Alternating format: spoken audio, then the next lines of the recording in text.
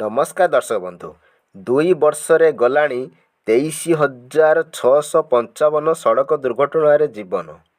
2022 ଓ 2023ରେ ରାଜ୍ୟରେ 23,655 ସଡ଼କ ଦୁର୍ଘଟଣା ଘଟିଛି।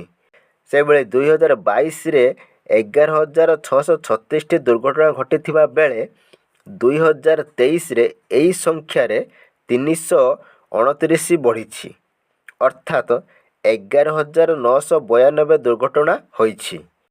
ଏହି 2 ବର୍ଷରେ ଦ୍ରୁତଗତିଜନିତ ଦୁର୍ଘଟଣା ସବୁଠାରୁ ଅଧିକ ରହିଥିବା ବେଳେ 2022ରେ 7,383 ଓ 2023ରେ 6,925 ଦୁର୍ଘଟଣା ହୋଇଛି।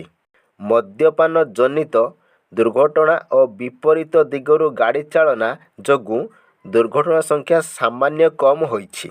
2022ରେ ମଦ୍ୟପାନ ଜନିତ ଦୁର୍ଘଟଣା 645, ବିପରୀତ ଦିଗରୁ ଗାଡ଼ି ଚାଳନା ପାଇଁ 1140, ରେଡ୍ ସିଗ୍ନାଲ ଥିବାବେଳେ ରାସ୍ତା ଅତିକ୍ରମ ବେଳେ 119, ମୋବାଇଲ ବ୍ୟବହାର କରି ଗାଡ଼ି ଚାଳନା ଯୋଗୁଁ 347 ଓ ଅନ୍ୟ କାରଣରୁ 2,020ଟି ଦୁର୍ଘଟଣା ଘଟିଛି।